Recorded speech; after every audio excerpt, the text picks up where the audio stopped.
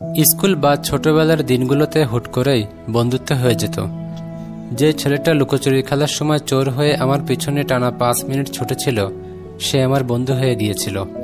ছোট্ট চুলের ওই মেয়েটা একটা চুইংগাম দিয়েছিল ক্লাস 2-তে, সেদিনই আমার বন্ধু হয়ে গেছিল। পাশের বেঞ্চে ছেলেটা চুপচাপ বসে থাকতো সারাদিন, কারণ ছাড়াই সেও আমার বন্ধু হয়ে গেল। আর মারামারি করা সেই গুন্ডা ছেলেটাও অদ্ভুতভাবে পরের দিনে বন্ধু হয়ে গেল। এই হুট করে হওয়া বন্ধুত্বটা হুট করে ভেঙে যেত না।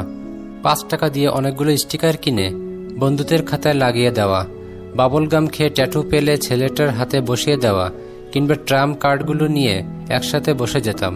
কি সহজ, কি সুন্দর ছিল সেসব বন্ধুত্ব। সেই বন্ধুত্বে আড়ি ছিল, রাগ ছিল, মজা ছিল, জেলাসি ছিল। খেলার মাঠে ল্যাং মেরে ফেলে দেওয়া ছিল, একসাথে কান ধরে দাঁড়ানো ছিল, চুইনগাম চিবিয়ে বেঞ্চে আটকে দেওয়া ছিল, টিফিন নিয়ে মারামারি ছিল, সব ছিল। এখনকার বন্ধুত্বেও সবই আছে, শুধু সহজ নামক জিনিসটা নেই। এখন আর বন্ধুরা আড়ি করে না, কিন্তু বাইরে থেকে ব্যস্ততা নামক একটা অজুহাত দিয়ে বলে যেতেও সময় নেয় না। এখনো বন্ধুরা রাগ করে, কিন্তু রাগ দেখিয়ে দুটো কথা বলে না, ইগনোর করে, যেটা সব থেকে খারাপ লাগে। এখনো বন্ধুদের মাঝে জেলাসি থাকে, কিন্তু আগের মতো সামনে থেকে ল্যাং মেরে ফেলে দেওয়া হয় না। এখনের জেলাসি মানে পেছন থেকে ছুরি মারা নীরবে নিঃশব্দে।